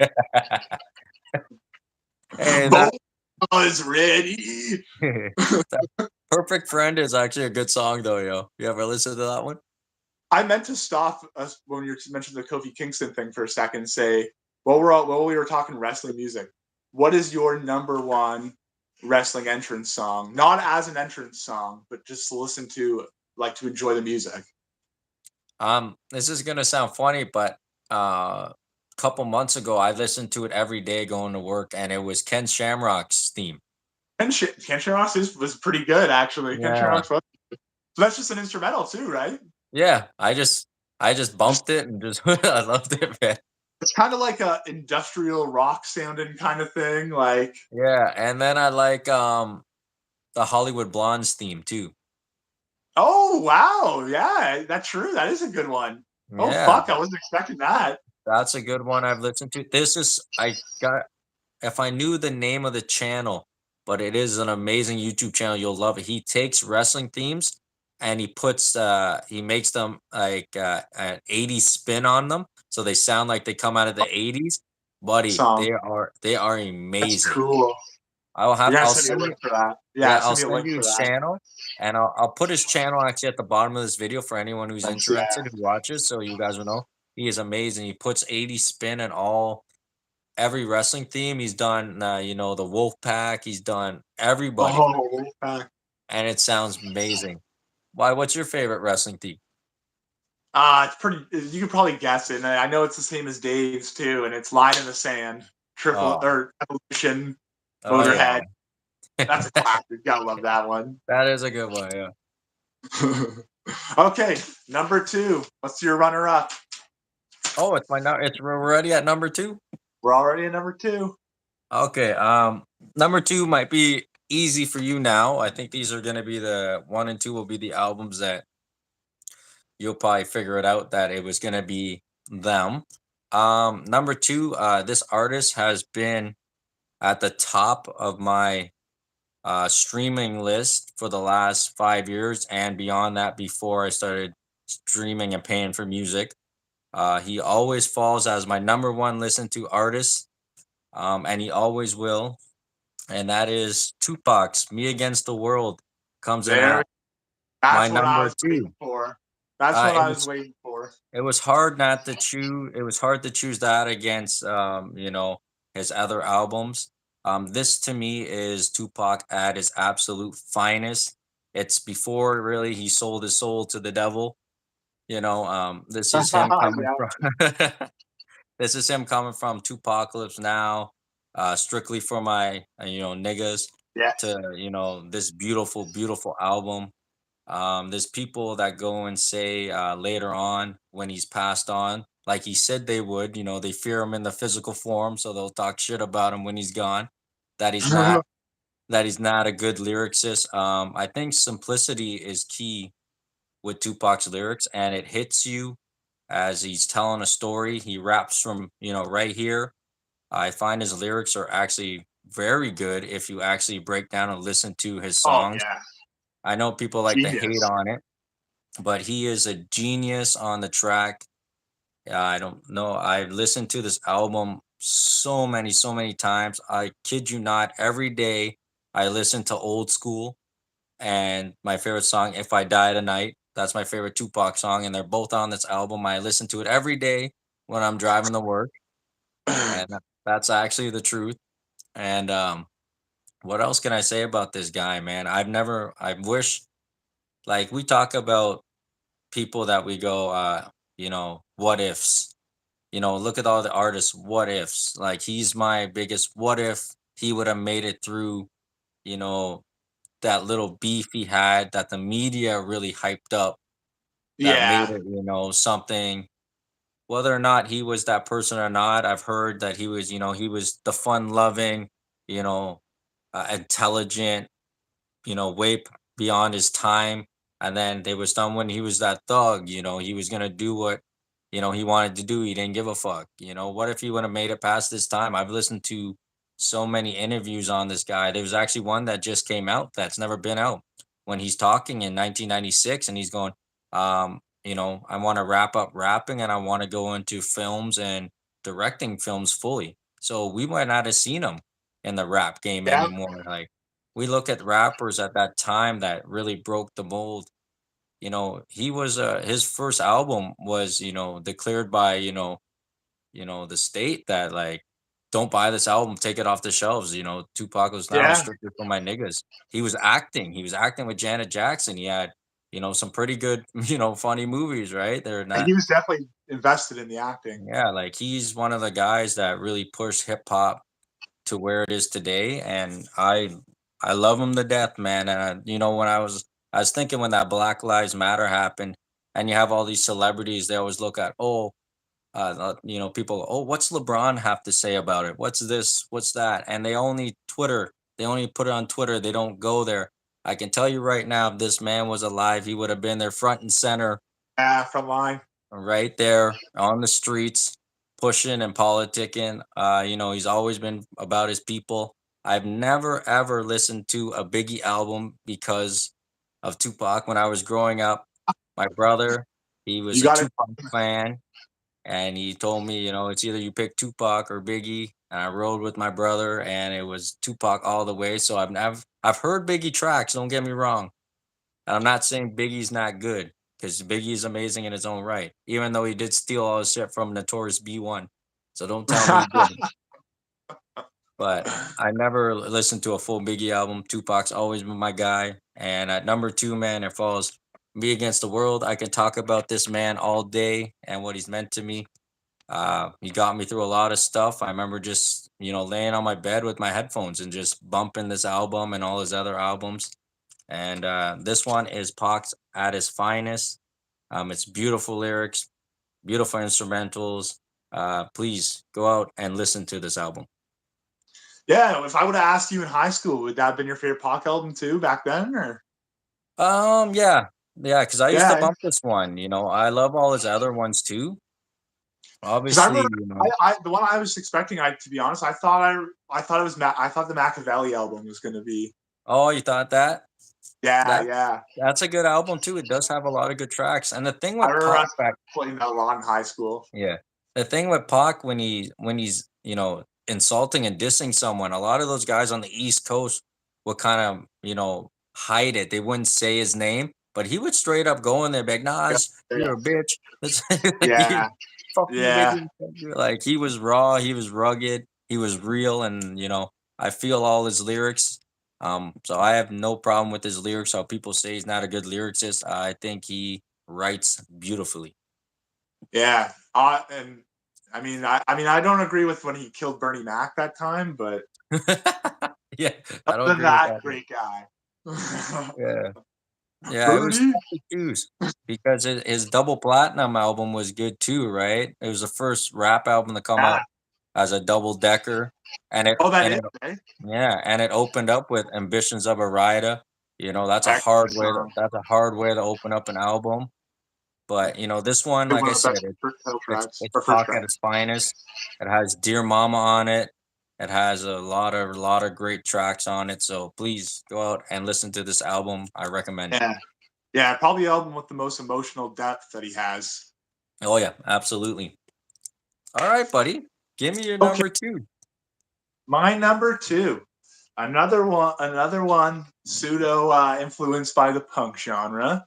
This one, a 70s album, 1977's release of Marquee Moon by Television. Oh, okay. This is one you're probably not familiar with. However, I've always marveled that this album wasn't played on classic rock radio because unlike a lot of their punk punk whatever bands in the punk scene, I'm blanking on the words with them. Yeah.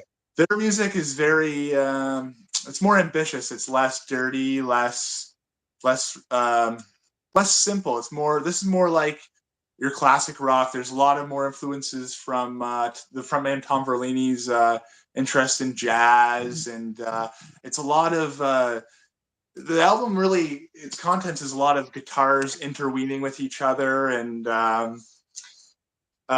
he draws a lot of his lyrical influence from like French poetry and stuff like that. It's Okay. very different from the other bands of its time. They came out of the late '70s scene in New York. A lot of people know that they come from the club CBGB's, the famed club CBGB's, which is the band where the Ramones got started, Blondie got started, the Talking Heads, the Police, endless amount of bands. And Television was actually CBGB's first house band. That's how they got started. Wow. And Yeah. yeah, it's an outstanding album. The guitar work on it is very unique, and it's not super out there, unlike a lot of the other alternative albums I have on my list. That's why I'm surprised that no tracks on it are played on the radio. I understand the title track, Marquee Moon, is an excellent song, probably my favorite song on the album. It's like a 10-minute song, so of course it couldn't be on the radio. But other songs like Friction, See No Evil, they're short, good, great 70s rock music. It holds up to today. Tom Verlaine, he just died a couple years ago. I really regret not going to see him play some of Television's music. Really, they only have a couple albums, but this one is really a masterpiece. Really, really good 70s rock album. Marquee Moon, Television, my number two album of all time. Now, with it not being played on the radio, for anyone out there, we are in Canada, Ontario, so our radio laws are very strict. I don't know Yeah, how it is in the States or in Europe and stuff. They might actually get this band on the radio. Do you know or no? yeah, maybe. And I'm sure like there's some alternative rock stations that might play it and stuff. But I just think it's out of most people's wheelhouse. Like I don't think when people think of 70s rock music, even from that scene, people, your casual music fans, they'll know the Talking Heads, they'll know Blondie, they'll know the Ramones.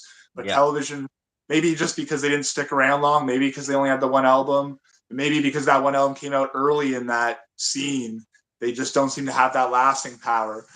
They've very highly regarded, critically acclaimed.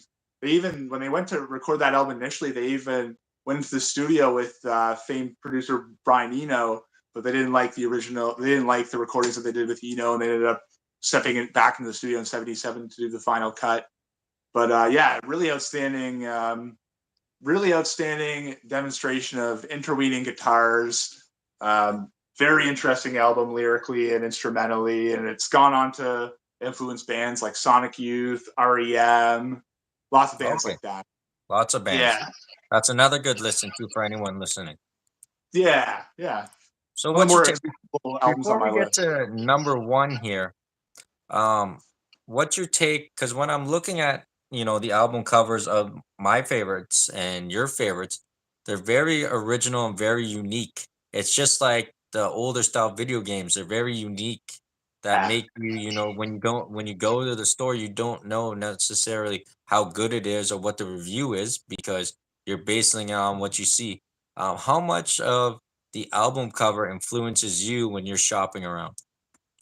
Um, when I'm when I my initial listen, I think it plays a big part because I feel like it's part of setting the environment. Like I'll buy a record, take it home, put it on a spin, and the whole time I'm holding the sleeve and I'm looking at it. I'm looking at the inner sleeve, whatever they got. So it almost sets the tone as well with the music. Like I feel like the cover needs to reflect the sounds you hear on it, and I think most great albums they usually do a pretty good job at selecting there. And it doesn't sometimes doesn't take a lot of effort. Sometimes people are just like, let's just go with this.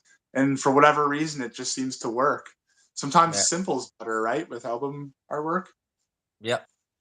Do you recall your very first CD or album you Oh, I purchased? do, and I actually have it on vinyl.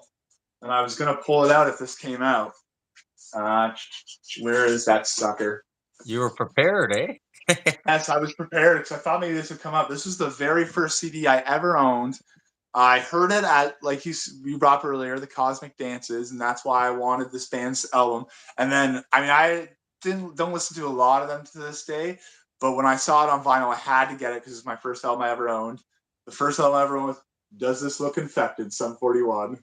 It's a pretty nice vinyl because like it's on green vinyl too. Oh, that looks pretty cool, actually. Yeah, Wow, that was the first CD I ever owned. that's How about pretty you? neat. This is funny. This must have been, yeah, I was still living in Toronto at the time, so this must have been 99, maybe Oh 90, wow. Yeah. 99, 98, 99. And back then we used to get a flyer in the mail, and my dad would order Oh CDs off the flyer. Do you yeah, yeah. remember that? Yeah, what's that called again? My mom did that. I don't remember it I firsthand, don't but I've remember heard what them it's talk called, about. but this is funny. My dad was ordering, I don't know what the hell he ordered, but then he asked Nick, he said, Nick, come order something, and I'll bring that up in a second. But then me and my brother were bugging him. He's like, okay, fine, order something, but only for, I think only for $10. So they had the $10 section.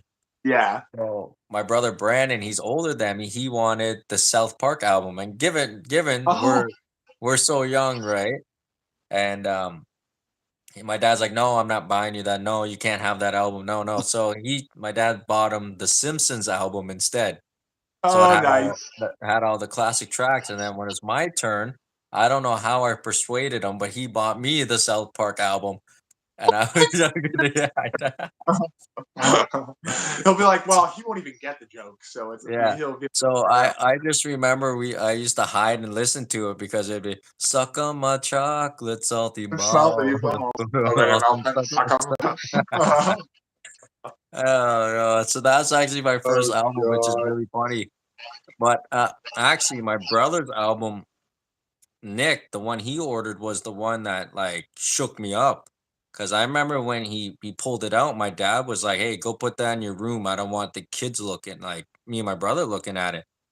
So I seen a glimpse of it. I'm like, "What the fuck is that going on?" And I remember going into his room and sneaking in there, and it was on top his dresser, and I pulled it down, and I was just like in awe because I'd never seen anything like this before, and it was flesh of my flesh, blood of my blood with DMX in a Oh, bathtub covered in he's blood. covered in blood. Yeah. And it was so eerie that I opened it up and I went through the booklet and there was some more weird photos of him all covered in blood. And then who knows, it's funny later on, so much decades later, he ends up being one of my top 10 artists of all time. So Yeah, that's a funny story about, how I ended up getting the South Park album as my favorite, as my first CD, but also coming across DMX and not knowing him. man, DMX in his prime, like I couldn't imagine what like seeing him in a small venue right before he like exploded would have been like. The energy, it would have been like seeing like a hip hop version of like Black Flag. It's just like Oh yeah. the rawness and the ferocity of DMX. Like, His his performance at Woodstock is legendary. oh, oh yes, so good. He's You the know, perfect guy to kick that off. I mean, yeah, the whole festival ended up being a complete shit show, but his set is unbelievable. just imagine if those guys could have got along because the original Murder Inc. was supposed to be DMX, Ja Rule, and Jay Z. So they were all Right. in a group together. And there was also an artist that I don't know why everyone forgets about him, but he's really good too. His name is Mike Geronimo, but he was also in that group. So it was them four, but then none of them could have got. I think Jay Z and fucking DMX couldn't get along or something. Too So many it ended. alphas. But you look at it from like we say from like 98 to like that 2004 era, those guys' albums were fantastic.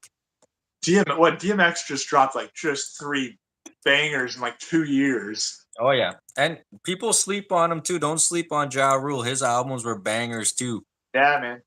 Yeah, so don't sleep on him. And Jay-Z had his bangers as well. So it's crazy that group that came. Like we talked about Pac and Biggie, like where would they have fit? Like I don't like Pac's lyrics are very, media-ish. Like he talks about what he sees in the media, stuff Yeah. like that. It's kind of true to life stuff. I don't know if that would have translated. He would have had to change his style up if he was still I think rapping. he would have. I think Yeah, Pac's the kind of guy to be ever evolving kind of yeah. thing. So it would have been interesting to see him and Biggie translate into that next scene. Even, well, never mind. Big Pun was there too, but like guys that passed away, old Dirty Bastard was around there too, but he was kind of not the same guy he was in the '90s. So it's interesting to see. But what are we at now? Number one? Number one. Number one. Number one. Should we do a quick recap? Yeah, yeah. Let's do a recap. Okay, Let's go. so What's your 10 to 2? my number 10 was the Brat. Number 9 was Evil Empire, Rage Against the Machine. Number 7, Alistar. I want you to listen to this album. I'm definitely checking out. Then we got Daz Effects, Straight Suicide. And then another album I want you to listen to, Main Just Sword, that's the other one I was definitely checking out. Breaking Atoms. I swear, listen to this. You will love the instrumentals and the lyrics. It's beautiful, man. Jazz instrumentals, and then you said Yeah, Nas first yeah. recording. Number 5, Hybrid Theory. Number 4, Cully Buds, Hybrid. So much hybrid. Yeah, number Hybrid 3, theory. Hybrid. Billy Talent 2. They count too. How does that look on my neck? That look pretty good on my neck. Yeah, you pull it off too. Looks just as Number 2, unemployable. my favorite artist of all time, Me Oh, Against the World comes in. And my number 1, I number one. remember for my birthday, it was 2003. My parents were like, "What do you want?" And I was like, "I need this album. I want this album, and I gotta have it." So we went to Walmart and we bought it. I remember the price; it was $23.99 for the deluxe edition. And my dad was like, "Well, if you're getting this, you also need to get a radio." So he went and bought me a little gray boombox with blue speakers, and Yeah. we used to bump this album along with Blackout when we were playing basketball on the street. Oh, love Black. It is my favorite album of all time. I've listened to it so many times. I love it. I love it. I love it. And it is 50 Cent's Get Rich or Die Trying. There we go. Comes in at my number 1. I'm actually What? I'm It surprised surprised? that I mean, number 1. Yeah, no, that has been my favorite album of all time forever. I absolutely Wow. love it. I don't think if you listen to it, 50's lyrics in this album are absolutely nasty.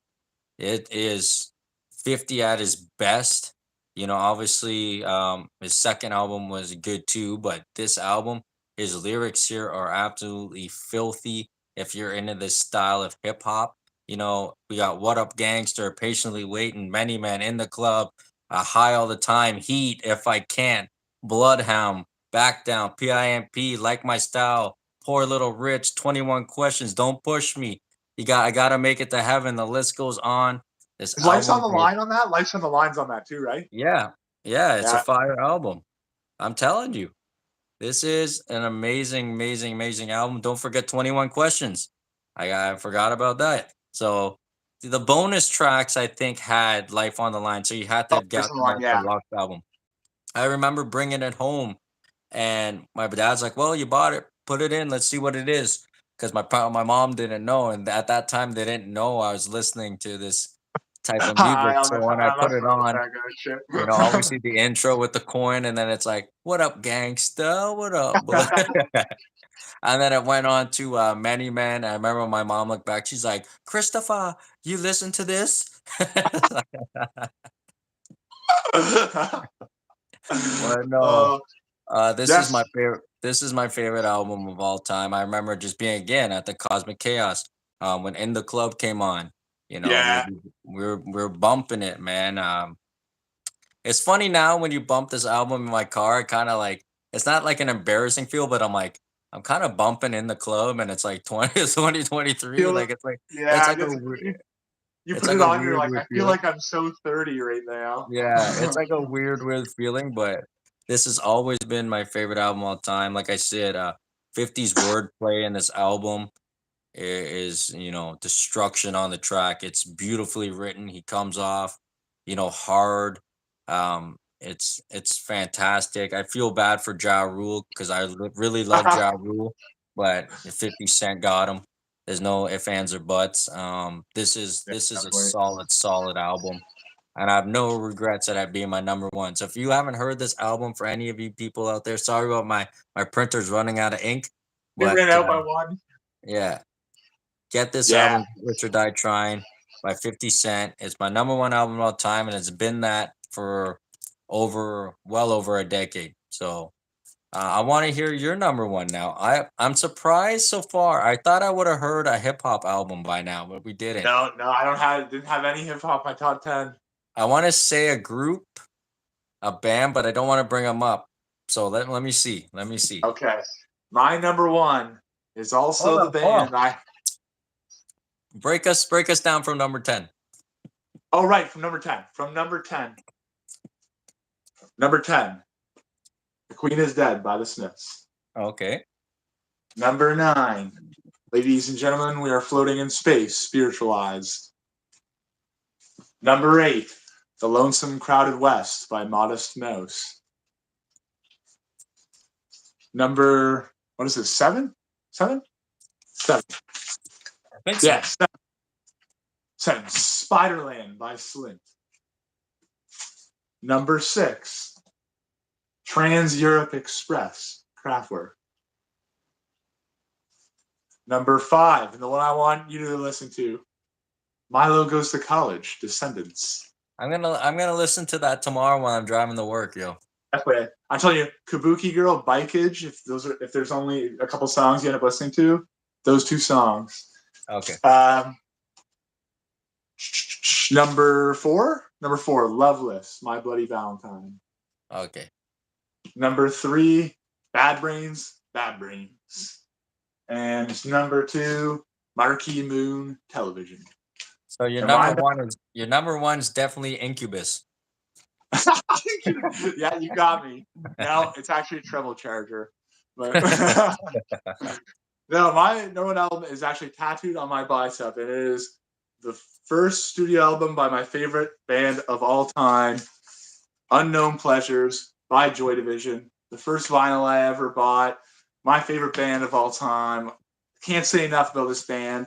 This band, I discovered them at the perfect period of my life. They immediately became my favorite band of all time. I've been to England. I visited Ian Curtis's house where he wrote all of his songs. I visited his grave site in Macclesfield, England. This is like the band I am a super fan of. there's nothing more I can say about this album. It's one of the absolute greatest albums of all time. You can find lists where people do name it the greatest album of all time. I am definitely a little biased, so don't trust me, but I just call it the greatest album of all time. Uh, there's nothing more I can say about this album. It's so ahead of its time. Again, drew on early punk influences, but took it to a whole nother level, way more depth. It's really pushed along and driven by the bass lines of Peter Hook. You got the human drum machine that is Stephen Morris on this album. Bernard Summers' guitar is just like an acid splash over top of that. And then you have Ian Curtis's iconic baritone voice with some of the most just impenetrable, just deep, dark, depressing lyrics you'll ever hear in a song. Like we talked about with Linkin Park, Ian Curtis ended up committing suicide. He hung himself the day before they were going to go on their first American tour, actually. Oh, So, like, wow. basically, he was so fearful of becoming big that it was, like, too much for him to handle. There's other things involved, too. He was in a love triangle with two women, and as well as he Yeah. had really severe epilepsy in the 70s. So it got to a point where they couldn't get through sets without the guy having seizures on stage and stuff. Oh shit. But an incredible band, super influential on new wave, really invented the sound of what went on to be goth rock as well. They're not really a goth band, but basically goth rock took their sound from Joy Division. An outstanding album. Like, the band went into the studio as like a post-punk band, but really within the studio with Martin Hannett's production, he added in a lot of ambient sounds in the background, really set the environment, made it sound even more haunting, and really created the environment for the songs.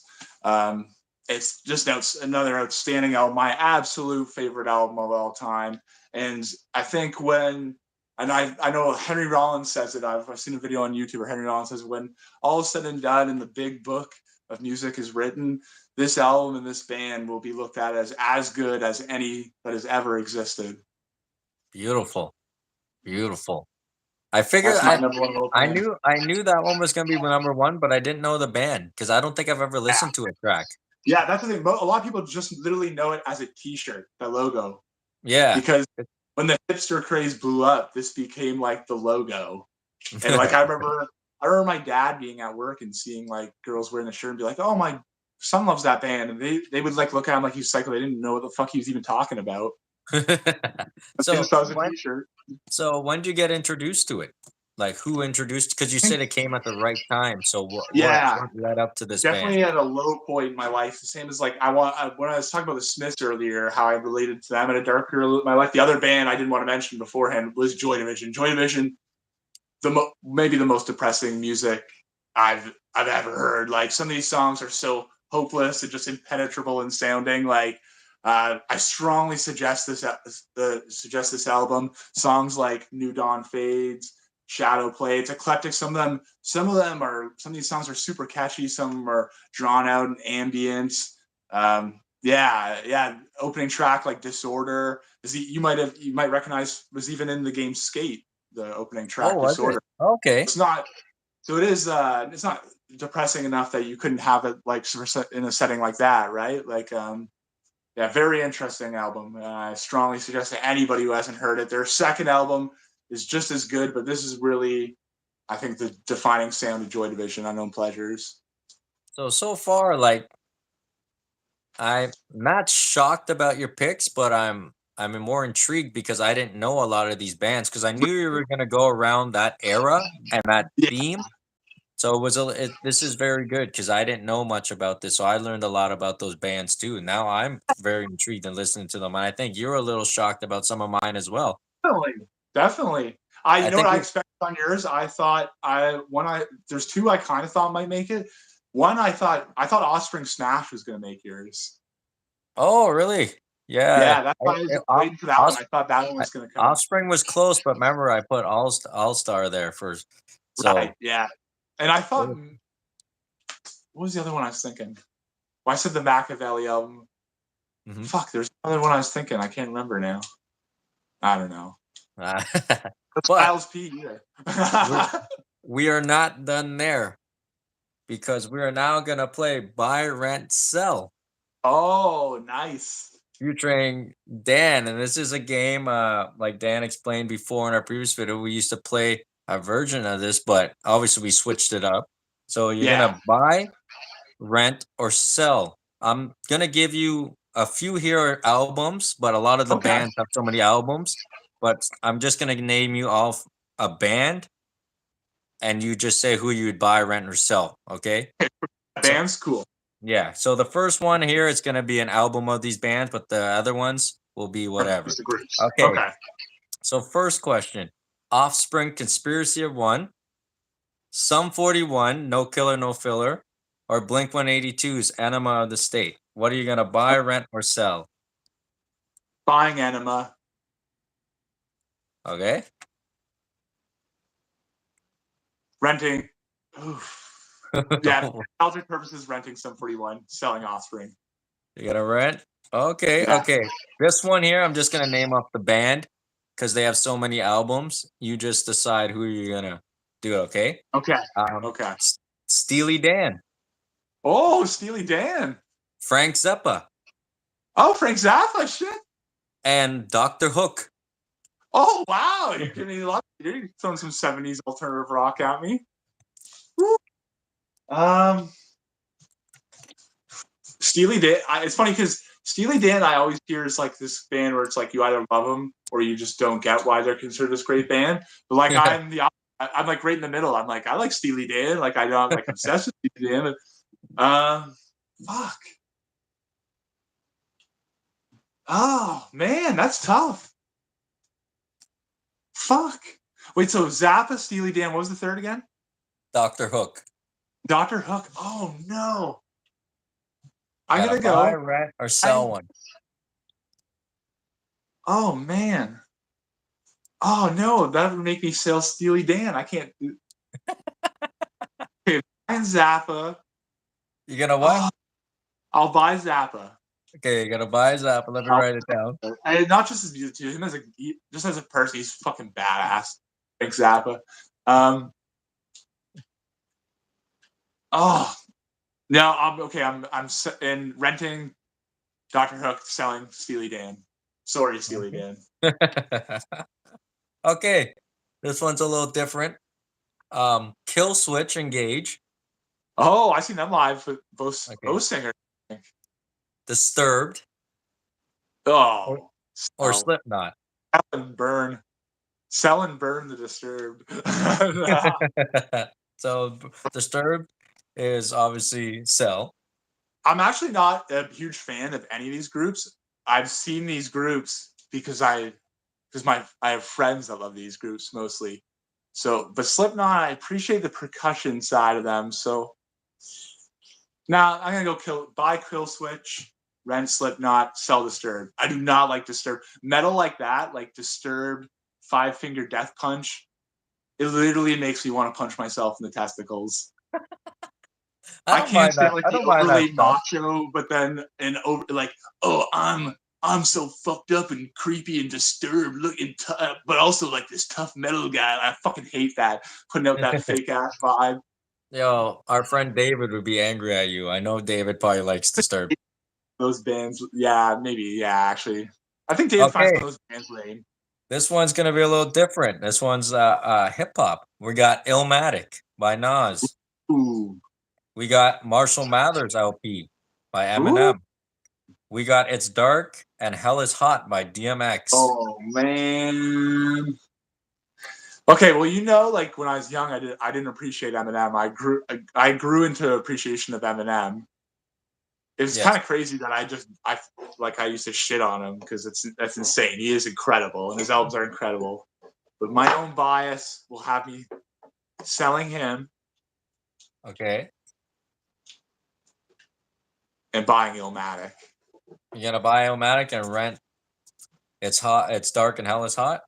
That's fair. Absolutely. Yeah. That's fair. Okay, this next one's a mixture. I put a little mixture here. So we're gonna go Bob Marley, Ooh. Pearl Jam, Ooh. Nirvana. Okay. Um, I'll buy. Nirvana's too crucial to my childhood. I'm buying Nirvana. I'm renting Bob and selling Pearl Jam. I thought you But were Pearl, gonna put Pearl Jam. yeah, well, Pearl Jam is it's right up there with Nirvana for being this like super important band to me as a kid. But as I've gotten older, it's like Nirvana's the band that's like more intervened with my influences. The bands that they've influenced, I like more. The bands they're influenced by, I like more. Pearl Jam is a great band, but definitely more of like a traditional rock band. A little Yeah. less ed. Okay, the last one. This one might be a little easier for you. I'm gonna go Motorhead. Woo! I'm gonna go Dio, Oh, Gio. and then I'm gonna go Sabbath. Oh, that's tough. I'm gonna definitely going to sell Dio. You gonna sell Dio? I like Dio. Oh, I like Dio too, but like Motorhead is like band first band that like punks and metalheads could agree on. Like that, like and You then want to Sabbath like the OG of metal. I think I you gotta want buy Cat Cat Spiva? Sabbath. You buy Sabbath. you gotta And buy Sabbath and rent yeah, Motorhead. So that's what I Red got. You Motorhead. got 5 questions. So you picked out of all of them. You're gonna buy Blink 182, Anima State. You're gonna buy Frank Zappa. You're gonna buy Kill Switch. You're gonna buy Illmatic. You're gonna buy Nirvana, and you're gonna buy Black Sabbath. That's not bad. Yes. Well, who That's would not you buy for all those? I'm gonna go with Conspiracy of One. I'm gonna take I'm gonna take Steely Dan. Steely Dan. I'm gonna keep you with the Kill Switch. Oh man, that third one, that Illmatic, Marshall Matters, that's hard. That's tough. I'm gonna go with It's Dark and Hell is High. That's what I'm gonna buy. I'm gonna buy Bob Marley and I'm gonna buy Motorhead.